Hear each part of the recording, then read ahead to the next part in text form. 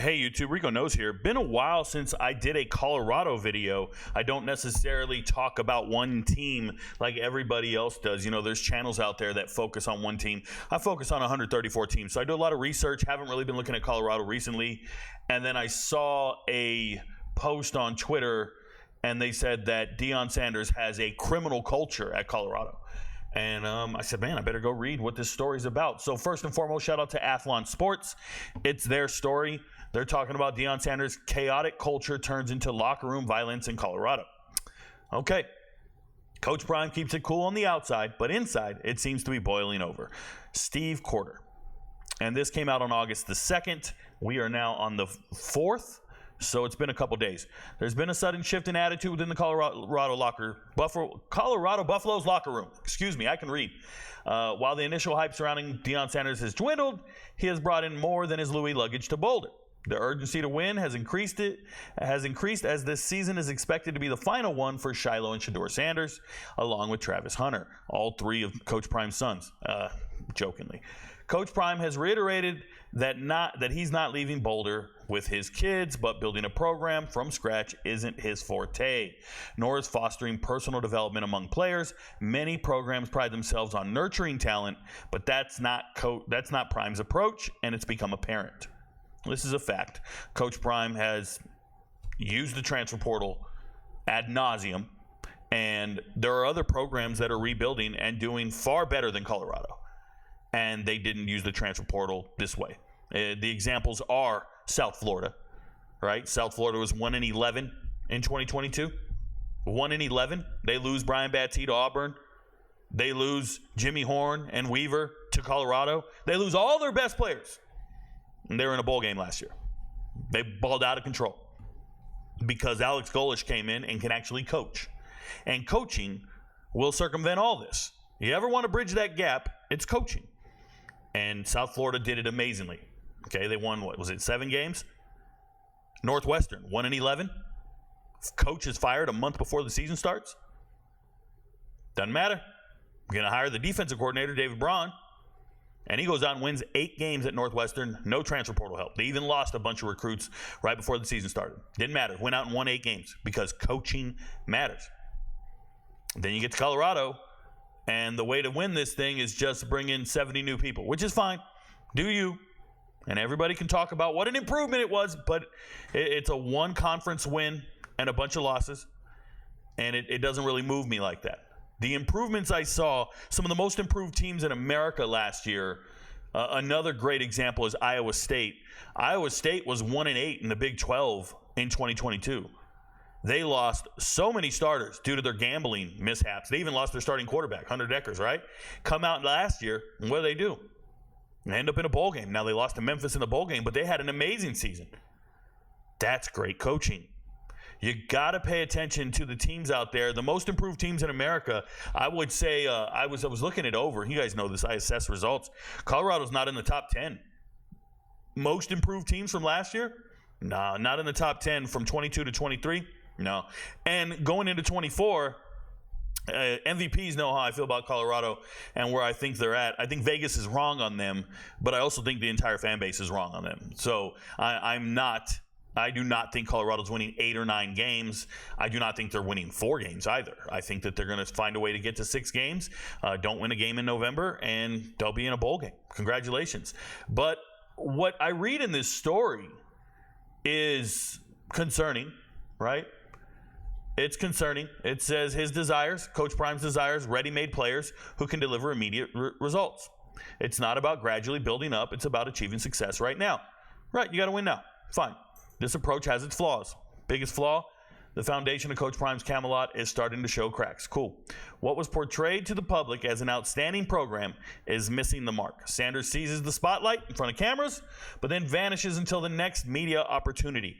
Outside of these appearances, it's all about promoting his products and services. So shout out to them. I think Coach Prime does do a fair amount of commercials. I don't know. But most head coaches aren't in the spotlight unless they're at a press conference, unless they're at a media day. Well, I don't see head coaches every day, and I study every program. So I don't see head coaches all the time. The last time I saw a majority of head coaches was the closeouts from spring football. I saw press conferences from spring football. I haven't heard from them since. They have a schedule, guys, and they're busy, and they're doing things, and they're recruiting their ass off.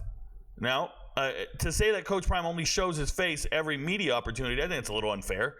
I think most coaches would want to show their face for media opportunities, unless they're Deshaun Foster. He doesn't want to do any opening statements, but that's a whole nother story. So I don't think that's fair. Yes, it does feel like Coach Prime is a walking infomercial trying to sell his services and things. I don't like that. So it is what it is. The real question for those skeptical of the hype is why there's consistent turnover within the program. So that's not a real question to me. There's consistent turnover at many programs. I think the bigger question or the bigger concern is turnover in the coordinators. Like, I want to explain this to you guys. When you see success at a program or improvement at the collegiate level, it doesn't typically happen and then you fire the coordinators. Colorado fired both offense and defensive coordinators from last season, and they had to replace them. That is not building upon anything. This is year number one again. This is not year number two in Colorado. This is year number one. Because Coach Prime doesn't bring any X's and O's or any type of advantage in that realm. He doesn't. He's charismatic. He's a great leader. He can help in recruiting. But when it comes to the actual game, have you ever watched him with that headset there? Does he use that headset at all? When they're losing their lead against Stanford, go watch the second half and watch. Half the time he's just kind of wondering what's going on. He's not saying anything. I can't take all commands from the tower. And that has a lot to do with the fact that Coach Prime has never been a coordinator. So I don't think he feels comfortable interjecting and overriding his coordinators in the middle of the game. He's never been an offense or defensive coordinator. He does not have that experience. And that's a rarity. I don't know of any other head coach outside of like Kenny Burns at Kent State and maybe Fran Brown at Syracuse, these position coaches who never were coordinators. But he's just not that guy. So when I see Colorado losing coordinators, that's more concerning. Losing players, the turnover is there. It is concerning when you didn't hit on the transfer portal. Like you brought in X amount of transfers and they aren't any good. You know what I'm saying? Like, I'm just being real. The amount of transfers they brought in last year, the amount of the guys that didn't pan out and hit the portal again, that's more indicative of your inability to assess talent at each position group. And no shade at anybody. I don't want to get any position coaches in hot water on this.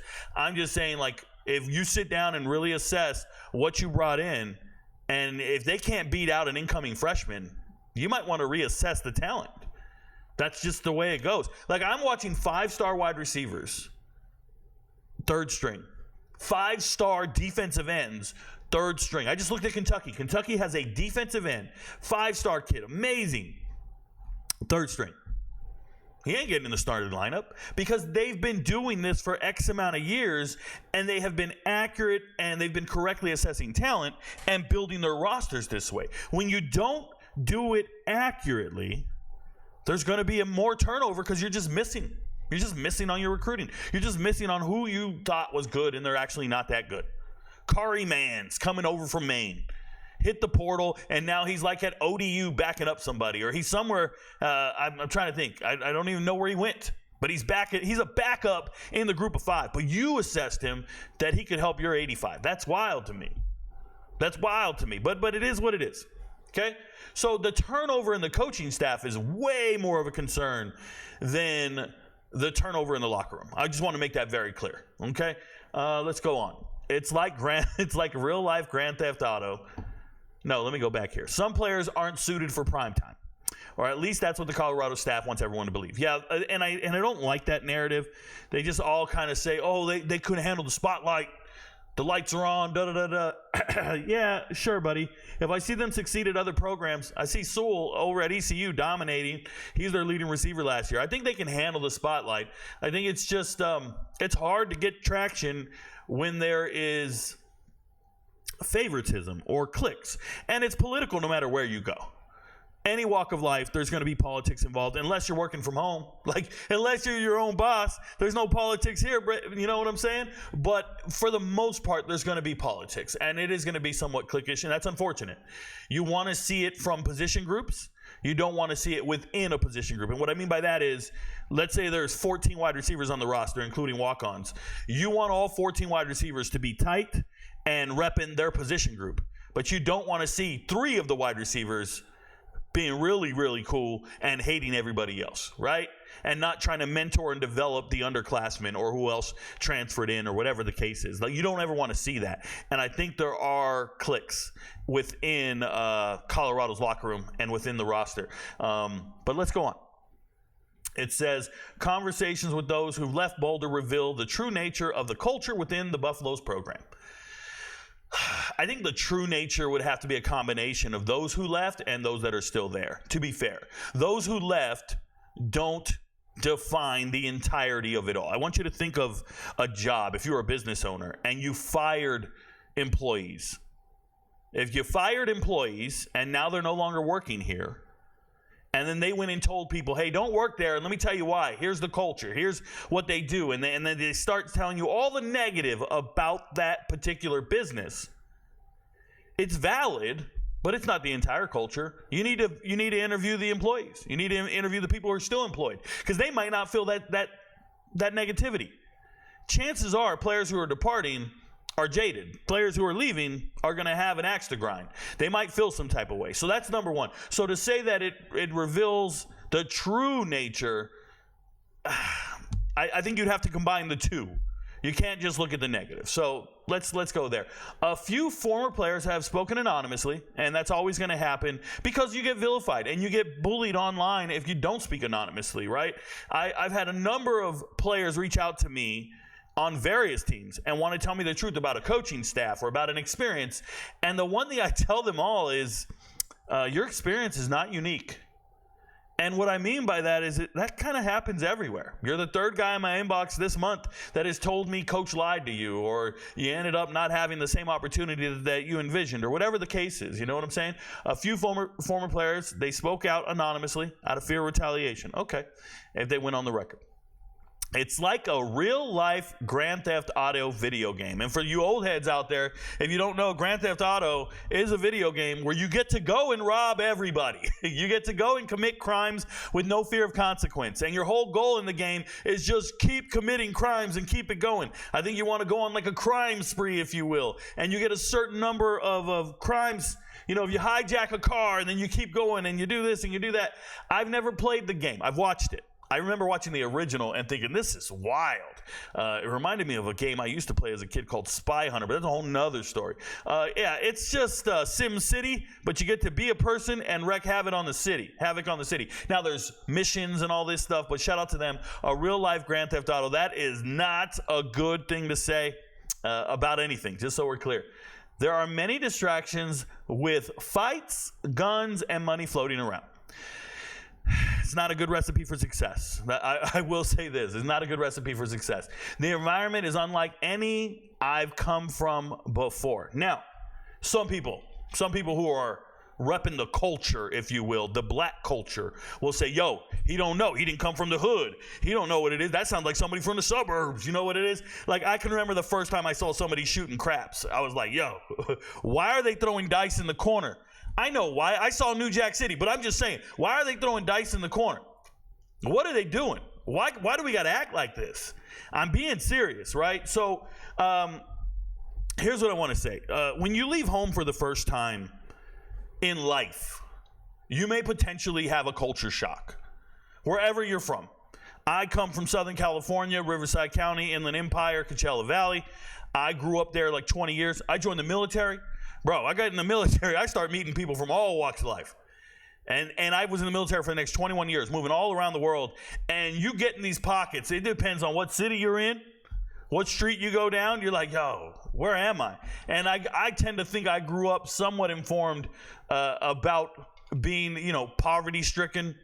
We weren't wealthy. We didn't have money like that. My mom drove a Yugo. And then there's somebody who goes, well, my mom didn't drive. We rode a bus. You know what I'm saying? We walked everywhere. I just need people to understand that when you get to college, you can have a culture shock. There's going to be somebody listening to music you've never heard. There's going to be people with certain traditions and certain ways of carrying themselves you never knew. Trust. First time I ever talked to one of these dudes, I was in the Army. A dude said, what'd you do this weekend? He's like, I was in my deer stand. I had no idea what that motherfucker was talking about. I had no clue. Deer stand? What does that mean? I was like, yo, I was in my Buffalo stance. I was clowning him. I thought he was talking about music. I didn't know what he was saying. And these dudes, when we deployed, they wanted to kill. I'm going to tell you this. We had a snitch. We had a source who told us about some stuff, and we needed to pay him. And we gave him some money, but he didn't want to make it look like he got a bunch of money. So instead, he gave us his biggest pig to make it look like he sold his pig to us, but we gave him an insane amount of money because he snitched. And we're in Iraq, mind you. So now we got this pig, and we don't know what to do with it. I grabbed two of my country-ass dudes, bro. This dude from Oklahoma and another dude from one of the flyover states. And these dudes said, Sergeant, we're going to eat the pig. And I said, what? They hung this thing up, cut this, did this, drained it, skinned it. Man, we ate pig for 3 weeks straight. 30 dudes eating this off this pig. I didn't know what they were doing. It's culture shock. I'm like, I never seen this shit before. When I joined the military, I didn't own any guns. No, first time I ever fired a gun, I was firing an M16, an M4 in the Army. So I understand the culture shock side of it. And I understand that it's not like anything you've ever seen before. That's probably not a bad thing. You might need to experience some life, bro. Get some seasoning, if you will. Okay? Another former player went deeper into the violent incidents in Colorado's locker room. 3 separate alleged occurrences over the past year, each unfathomable in any normal locker room. First and foremost, I don't know what a normal locker room is. I'm familiar with a locker room. I don't know what you consider a normal locker room. Right? I played sports my entire life. In high school, I was a tri-sport athlete, and then I joined the military. I want to tell you, I've been in locker rooms my whole life. I know locker room culture. I know what it is.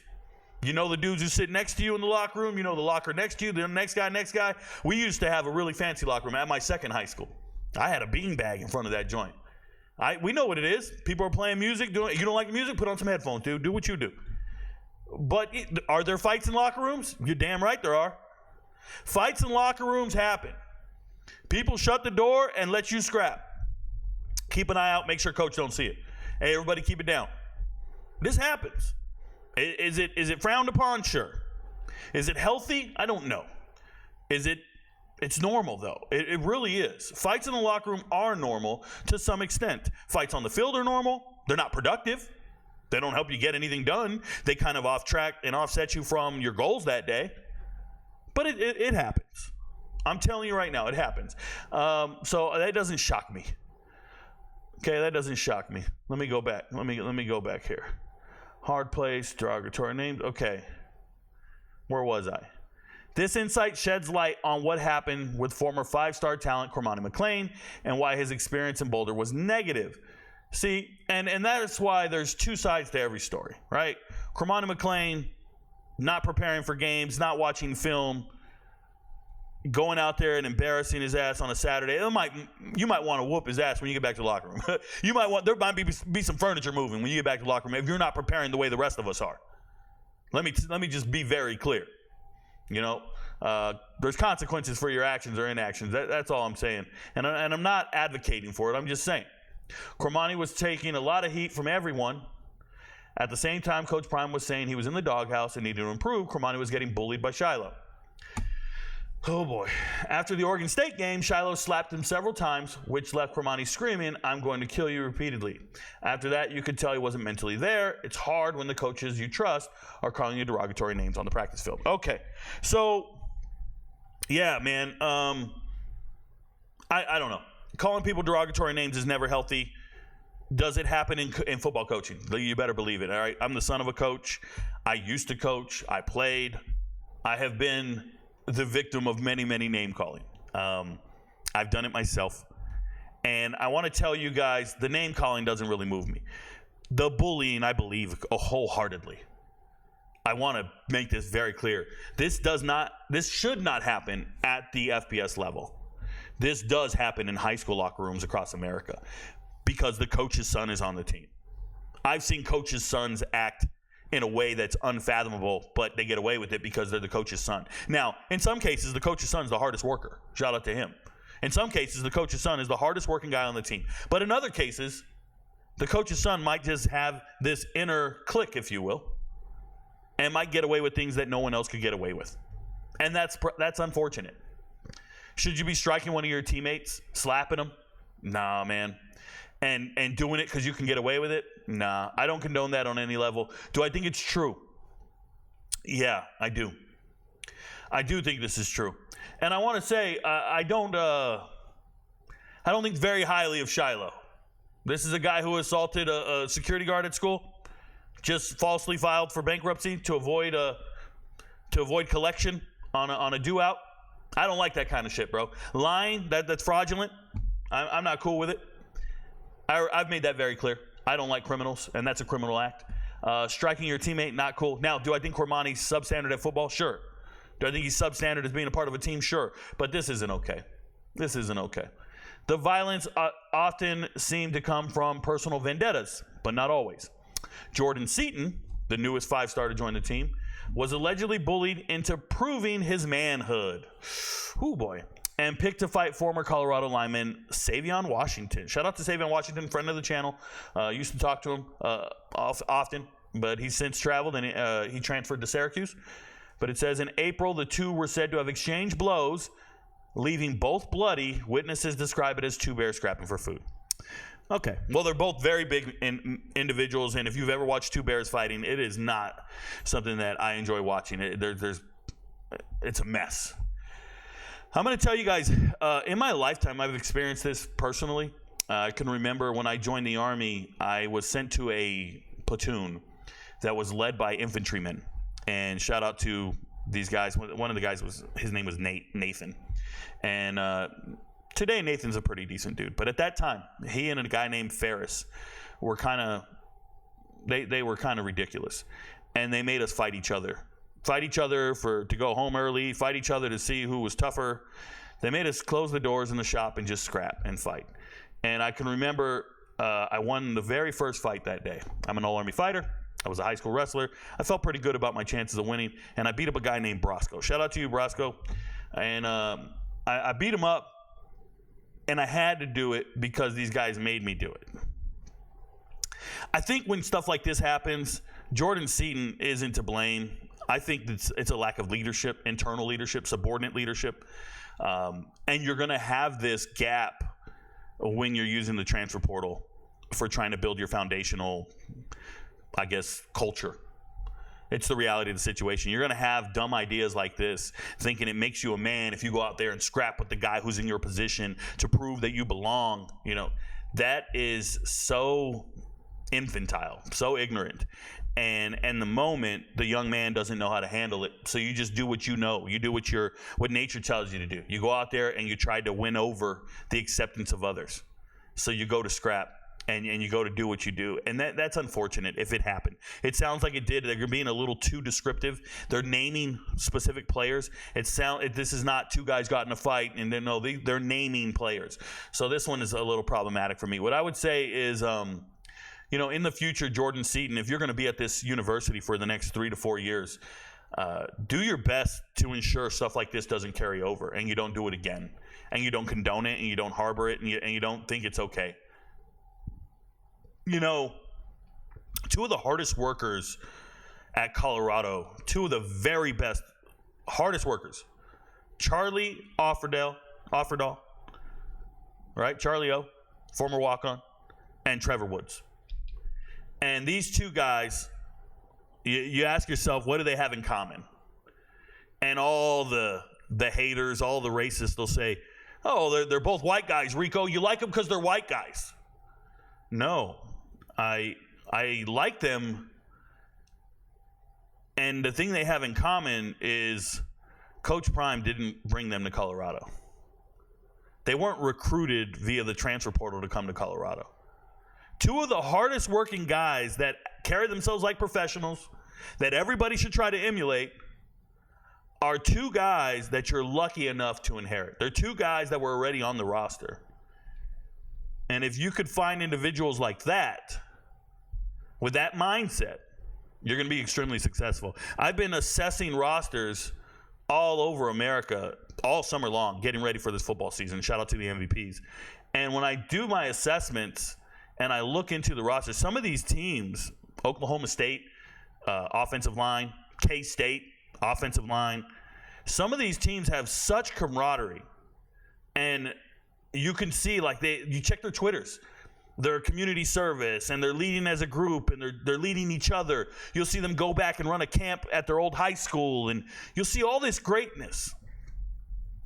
And you don't see this unless it's a publicity stunt at Colorado, unless it's those two guys that are really doing it. Now, there's some quiet professionals. I love what Travis Hunter does. Travis Hunter is a quiet professional. And it's unfortunate that you don't have a culture cultivated from a foundation of those guys. Because sometimes you'll go read a guy's profile. I want you to read a guy's profile and on their websites. And sometimes it'll say permanent team captain. It'll say permanent team captain or voted by teammates to, this award winner or something to that effect. And I want you to understand that Colorado doesn't have that. Colorado has coach's son and coach's son. Colorado has contact me on Instagram if you want to transfer to this school. And it's not a recruiting coordinator. It's not the coaches. It's coaches' sons. And then people will say in the comments like, oh, you just don't like it because it's different. You just don't like it because Coach Prime thinking outside the box. No. What he's doing is elevating certain players above the teammates, above accountability, right? Instead of saying Shedeur Sanders held the ball too long, we're going to say the offensive line didn't block long enough, right? Instead of looking at Shiloh Sanders and his missed tackles or his miscues on defense, we're going to slap Kermani McClain and say he's the one who didn't study film. And when you start pointing fingers, selectively, it becomes very problematic. You can't hold people accountable. And if this coach doesn't work well with your son, then he gets fired. Right? If that coach, that offensive coordinator is calling too many choice routes, he gets fired. His offense or his defense is too complicated, he gets fired. You got to build your culture differently, man. You have to. And you have to have some type of subordinate leadership. And it doesn't work when you bring in a bunch of free agents. Free agents. And I say that because it reminds me of the 2000 Washington Redskins. Maybe you guys weren't around for the 2000 Washington Redskins, but the 2000 Washington Redskins were supposed to do everything. They were supposed to win it all. They brought in all kinds of free agents. And I think they won 5 games. One of the free agents they brought in was Deion Sanders, Coach Prime. And that collection of personalities and individuals did not equate to winning. This right here is losing in the offseason. This is losing in the offseason. Everybody can say, oh, well, we didn't want Savion Washington. Okay. You're happy with your transfers from Indiana, UTEP, UConn, Houston. Those are 4 offensive linemen from 4 programs that just had their coaches fired. What culture are they bringing? You guys show it on tape. I'm telling you how many times people get excited about a well-off video. They get excited about a workout video or a well-off video, and they proclaim this greatness. And I'm just like, man, I just got done watching Fresno State's offensive line, and it looks utterly amazing. And they're bringing back all 5 starters. Like what are we doing? There's culture being built, and then it's like plugging holes with I don't know, bubble gum or something. 2 bears scrapping. The next one. While bullying was also a common theme, there was another alleged incident involving a gambling debt between backup quarterback Colton Allen and wide receiver Caleb Mathis. Days after the Seton Washington melee, the son of Robert Mathis, who's Colorado's defensive backs coach, was asked to pay Allen over a gambling debt in excess of $10,000, according to a former Colorado player. When Mathis refused, he allegedly proceeded to punch Allen repeatedly in the locker room, with players and coaches witnessing the assault. Allen allegedly refused to discuss the matter, fearing repercussions because of Mathis's connection to Prime's coaching staff. Reached out to Allen's father, who also denied comment. All right, so Caleb Mathis, friend of the channel. Haven't talked to him in a while. Ever since I saw what he wrote on Twitter, and he was jumping in, he joined in on the bullying of an ex-player. And I spoke to him in my live on TikTok, and I said, hey, Caleb, you shouldn't have done that, man. He said, yeah, my bad. I should have stayed out of it. And that's the last time we talked. I don't know the young man's character personally. I thought he was a good player. I thought he was a talented walk-on. I understand that he has certain privileges others don't have.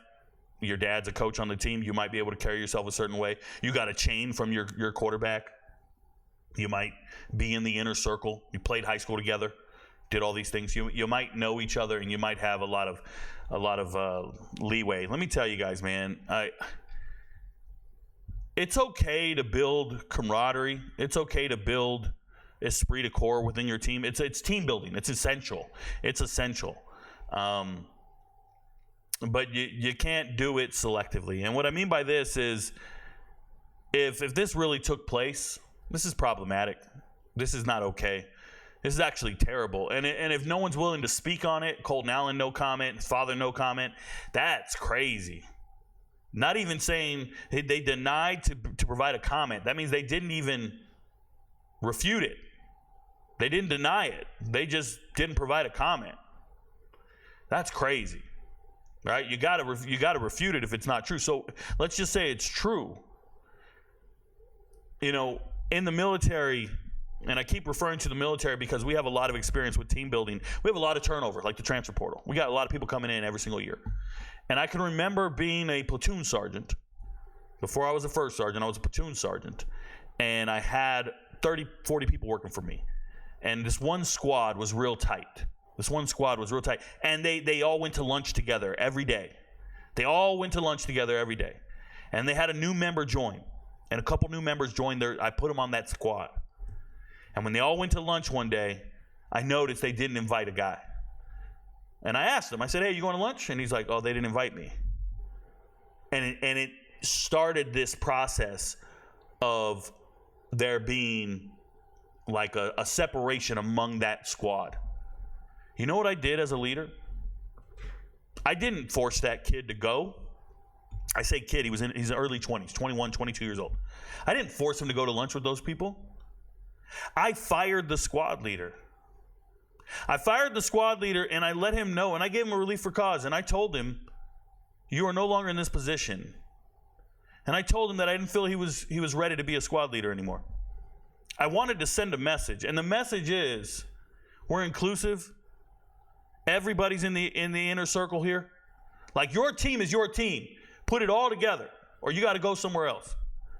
And when I see certain wide receivers on a vacation trip to Texas, and they're running routes with Shador, the only thing I think about is, what wide receivers aren't there? Who else wasn't invited? Why are certain wide receivers allowed and others aren't? Right? I think about this cliquish thing whenever I see it. I'll see a guy running routes and catching passes, and they'll be like, look, they're working in the off season. Well, who are they working with? How'd they make the determination? So if you have certain players on the team who have parking privileges, I've been told Caleb Mathis has parking privileges. I've been told he can park wherever he wants because he uses his dad's pass, and everybody else is getting tickets and can't use the same privileges. They reach out to me and tell me these negative things about people. I just think it's a good old boy network, and of the worst kind. And I can't rock with that, man. It can't be a good old boy network. It just can't. That's not going to succeed. That should not be happening at the FBS level. And anybody who applauds it, the nepotism, it never makes nepotism okay. Please never try to get in and use nepotism like everybody else. Just don't do it. If you're against nepotism, be against it in every situation, in every way. So if a son of a coach is assaulting somebody else because he doesn't want to pay a certain amount of money, you got to be against it every single time to be consistent. And people are missing this message. Now, it's an accusation. It's a terrible one, but it's an accusation. Outside of the fights, which now appear to be spilling over to the field during practice, very normal. I don't want to hear that drama. Encouraging teammates to square off against each other. Well, look, man, we used to do Oklahoma drills. We used to do one-on-one tackle drills. We used to do call-outs. We used to do everything. I hope it's still being done because guess what? Metal sharpens metal, and we got to get the best players on the field. I have zero issue with challenging players in between the whistles with pads on. So I don't want to hear that shit. These guys are soft. Whoever this dude is writing this has no clue what he's talking about if he says it's spilling over to the field. Unless that quarterback refuses to throw a pass to a wide open Caleb Mathis, I don't want to hear about it. Unless they're fighting because of the gambling, I don't want to hear about it. Like if they're on the field and they're scrapping due to a late hit or a tackle or something, who gives a shit, bro? That's football. But if you go out on the field and then you carry it into the locker room, now we got problems. Or you go out onto the field and you got beef because this guy took your girl or you saw him talking to her on Instagram like that, now we got problems. But this right here, this don't move me, bro. I don't care about this. According to a report, Naples Daily News, Colorado commit Ebenezer Boozy was arrested for allegedly threatening a girl with a gun 6 months before he was charged with a misdemeanor battery stemming from an incident last year. Okay. In high school, he's using guns, assaulting girls. According to Collier County Sheriff's Office incident, witnesses saw Boozy forcing a girl between the age of 16 and 17 into a late model Ford Focus. Oh, this is so true, bro. Ford Focus? This has got to be true. By a male witness. According to the report, Boozy, 18, an adult, grabbed the girl by the neck, and the witnesses approached. Yeah, you got to go, bro. I don't care. You can't put your hands on a girl. There's no reason for it, no justification, unless it's your little sister and you're telling her to get in the car and you're trying to save her from doing drugs or making a poor decision. But if this is a love interest, the girl you used to date, blah, blah, blah, I'm done. No scholarship. Boozy's the name. I won't forget. I know his name for all the wrong reasons. According to the report, the mother said Boozy threatened her daughter with a gun approximately 6 months earlier. We're done. That guy should not be a collegiate athlete. Go find another one who doesn't do this. Go find another athlete that doesn't do this. You can't do it. You can't condone it. You shouldn't reward these players. Go find a different player. A different 4-star, 5-star, 3-star. I don't care who. Go find somebody else who's not breaking the law. Period. These red flags should never, ever. You don't circumvent winning. Or character. I'm sorry. You don't circumvent character. And I saw a video from Carl Reed on this. Coach Reed. They call him Coach Reed. Carl Reed, the 24/7 sports personality. And I'm going to tell you guys, when I watch Coach Reed, Carl Reed Jr., I look at his videos and his messages with extreme caution. Extreme caution. As a member of the media, right, I used to be a journalist. If you guys don't know my background, I used to be a sports writer. Shout out to the Desert Sun, Gannett News Service. I was a sports writer for 3 years before I joined the military. Shout out to me. And I used to be a sports writer, and I used to talk to this guy, one of my fellow coworkers. His name was Ed Castro. He passed away. But Ed told me something really important. And Ed said, Rico, when we interview these people, and we interview these athletes and these coaches, we can't be their friends. Right? We cannot be their friends. And you need to be, and that's because you can't tell the truth. Once you're their friend, you no longer tell the truth. So we need to be skeptical when you see members of the media posing with coaches for pictures. Hey, Coach Prime, can I take a picture of you? Because I think what happens is you start getting the Carl Reeds of the world telling you glowing things about these coaches because they want access to that couch, because they want to get entry into that door with open arms, because they want to dap it up, hug, and say all the right things. So I just saw Carl Reed last week say something glowing about Kirby Smart and the culture at at Georgia, and he said Kirby Smart's an authoritarian or something. He's strict. He's not okay with this. But you have to be okay with crime if you want to win. And they're willing to ignore the red flags if you can play on Saturdays. But he tried to say positive things about Kirby Smart, And I'm looking at this man like, man, I see you posing in countless pictures with these guys. I'm a skeptic all day long. I don't trust anything you say from that day forward. As a member of the media, as a journalist, we know rule number one, bro. You got to tell the truth. Because if you don't keep it real and tell the truth, you lose all credibility.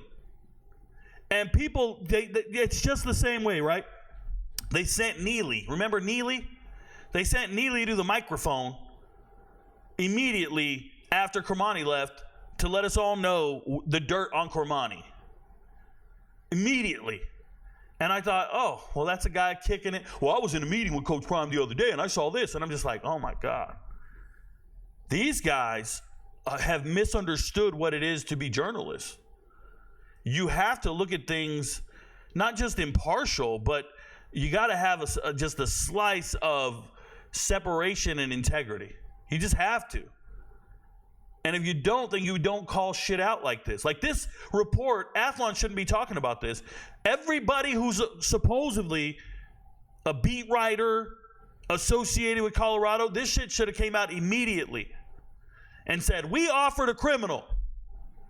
We have a verbal commitment from a criminal, an accused criminal. They won't ever say it. They're busy talking about potential draft picks and how great they're getting and Coach Prime's unique approach to coaching. It's like none of it's real. It's all fluff pieces, man. It's all fluff pieces. And last year, when people ridiculed Coach Prime, I was the first person to go ham. Remember? I don't know if you guys remember the videos. There's a video on TikTok where a guy said, oh, Coach Prime's going to bring in too much color into Colorado. I lost it. I said, what are you talking about? They've had 3 out of the last 4 coaches were black. He's bringing in fucking Dartmouth. He's bringing in graduates. What do you mean they can't do the classroom and the curriculum at Colorado? They already earned their degrees. And I just listed off all the accolades of every player. But what'd they find out? You get those high character guys. They're not as good as the criminal. You got to work a little harder as a coach to develop those high character guys because they're not all that good. I don't know. Stanford seems to figure it out. Stanford seems to find the right guys. Shout out to Emmett Mosley. Stanford seems to find professionals. It's the way you recruit. The culture of your program is dependent on who and what you recruit. So when I look at Colorado and you got this guy threatening girls, minors with guns, what are we doing? This guy shouldn't be on your board. He shouldn't be on your board. Not even a little bit. Now we have the block bully here, Chidozie. They're saying he had a gun in the background. They're saying another Colorado showed off a handgun while announcing his commitment. All right, bro, calm down. I have a handgun sitting right here with me right now. I have a 6 Sauer. I keep it on me at all times. My 9 is right here within arm's reach at all times. That's not a crime. That's being an American, bro. Take that shit to British, to England, to Canada. Take that complaint somewhere else. Chidozie with a Glock on cam, on a live stream. These men got money, chains. They might be the target of some crimes. They have every right to defend themselves. Now, if they're pulling girls by their hair, dragging them into cars, threatening girls' lives, we got a problem. But owning a gun and having it in the background, get real, bro. This is a crock of shit. I don't care. For the most part, the flashing incident went under the radar. There's nothing to talk about. As long as he's a registered gun owner, has a concealed carry permit or whatever the requirements are in Colorado. I haven't looked it up. I don't live in Colorado. But come on, bruh. Every American can have a gun. I'm okay with that. You can't threaten a minor and drag her into your car, but come on, dude. Did he bring it to the locker room? Is there a Gilbert Arenas thing going on? Is there a Plexico Burris thing going on? If not, calm down with this shit. I don't like that one at all. players up into the mountains for a retreat this offseason. The theme was to bond over fishing and shooting guns at the range. Some country-ass shit to me, bro. It don't sound like fun to me, but do you? They went on a retreat and they were shooting and fishing? Sounds boring to me. I'm cool. I just want to know, was everybody invited on the retreat? If they were, great team building. Cool. Use the surrounding area. That's part of the appeal to Colorado. Find a damn trail and go on a hike. I got no beef with that at all. I think it's great. I think this writer's fucking grasping at straws, bro. The turmoil within the Colorado locker room underscores the challenge of Coach Prime's leadership style. It's unique. While the desire for instant success is understandable, the associated instability and violence reveal deeper issues within the program. This is true. As the season progresses, it remains to be seen how these internal conflicts will impact the Buffaloes on the field. Well, what we know is as the season progresses, there will be other internal conflicts that you will not be made aware of. That is a fact. That is the reality of the situation. So, and that happens with every team. I think winning cures everything. I also think that you'd be a fool to think it's all rainbows everywhere. It's not, right? Other teams are struggling with culture and building culture. The difference is Coach Prime has no track record of building and sustaining a program from nothing. Like I want to explain this. Going to Jackson State and bringing better talent, more talented players than your opposition is simple. That's what happened. He brought in players that didn't belong there, and they won a bunch of games. Now you go to Colorado, you don't have that talent advantage anymore. Now you're competing against equivalent talent, if not better. And now the coaching really matters. The development really matters. The offseason schedule really matters. And the assessment of talent is essential. And I think there's some failing there. But, you know, there's coaches like Matt Rule, and everybody just looks at him and goes, that guy knows how to build a program. We've seen him do it at 2 different schools. He's going to do it at a third. It just takes time. See the benefit of the doubt that he's going to build a culture and build something, and he understands how he's going to do it. He starts hiring the right coaches that have ties to Texas high schools, and maybe that's going to create the pipeline to get players to Nebraska from Texas. You know, things of that nature are very valued. I look at Colorado, I see it. I see the pipeline to IMG, to Florida, right, with Rispris and things like that. That's fine. But you have to assess the talent correctly. And a part of that metric is the character and then holding everybody accountable. If you do not hold the sons of the coaches accountable, if they seem to get special treatment, and I'm not just talking the 2 Sanders kids, I'm talking about everybody, that's not conducive to success. It's going to make people not want to be there. And if you're not a part of the Good Old Boy Network, you have a very different experience than those that are in the inner circle. That's not good. That's not good. It's not healthy for teams. You want the freshmen to be bragging about the underclassmen who developed them and took them under their wing to make them professionals and make them better. You know, I was studying UAB running back room this offseason, and there's a kid named Curry. He just transferred to ULM. And in an interview, he said, Jermaine Brown Jr., the backup running back, Jermaine Brown Jr., Skull, he's been teaching me how to be a pro for the last 2 years. I learned everything I know from him. To hear an underclassman talk about the upperclassmen this way and that they were being developed by the upperclassmen, that tells me there's a really good culture there. And they respect one another, and there's a healthy competition in that running back room. Right? When you start hearing about cancers in running back rooms or in position groups, it makes it worrisome. I'll get a DM from a player who go, man, that guy's terrible in the locker room. And I'll be like, all right, noted. And I get the answers all the time. Players reach out to me all the time. And I just be like, thanks. And I keep it moving. But you can't always trust the disgruntled employee. You got to talk to some of the players on the team, Athlon Sports. You got to talk to some of the players in the locker room and find out if everybody's feeling this way.